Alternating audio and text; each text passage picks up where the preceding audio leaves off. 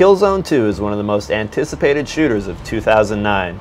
We just got the final review code here at IGN, and I'm joined by Jeff Haynes of the PlayStation team to take a closer look. So Jeff, this is the final build we're looking at here. What are some of the differences that you noticed immediately when you picked it up? One of the things that you notice in kind of going through part of these, especially when you play them a couple different times, are some of the subtle differences. Like here, going up into this warehouse, before you just run up the stairs and into this one segment, and there were just guys that were leaping over banisters and into the warehouse and just firing at you. Instead, this time, if I go up the stairs and I can take it fast or slow, the thing that you notice is that these guys are just sitting here, they're talking about everyday things. It seems like they're just talking about parts of the war, stuff like that. I could go in there guns blazing, or I could just take a grenade, throw it into the center, get the fight going.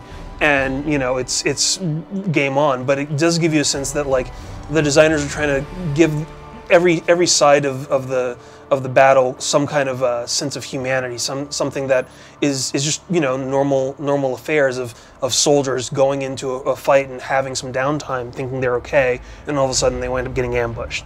So that's kind of one of those subtle differences that have been made between the preview build and this one.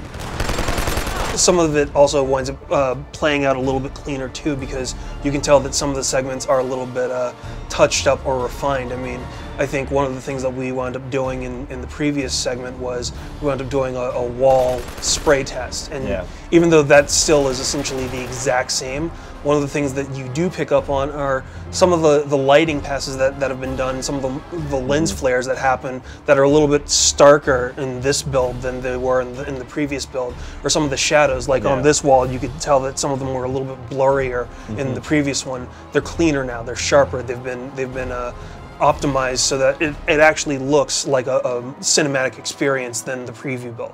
Yeah, I mean, one thing that I noticed just immediately as I was playing was that there is more of that film grain look to this final build compared to the older ones. The older ones, like, a lot of the background textures look kind of harsh and stark and like very, you could see sort of like the texture blur a little bit when you got too close, and here everything is sort of a little bit, I mean, it's a subtle thing, but it looks a little more cohesive with that grain look, where it does look like you're playing a movie almost. Yeah, yeah. I mean, I think that part of it is, you know, you want to kind of show off essentially the tech and what the levels are and what they look like. But I think that some of it is just trying to get it out there as a preview to show like, hey, this is exactly what the game is going to essentially play like. Right. Not necessarily show all of your cards in one build. All right, well, there you have it. That's a look at some of the bigger differences that have changed in Killzone 2 as it's gone from pre-alpha to alpha to beta and now to the final review build.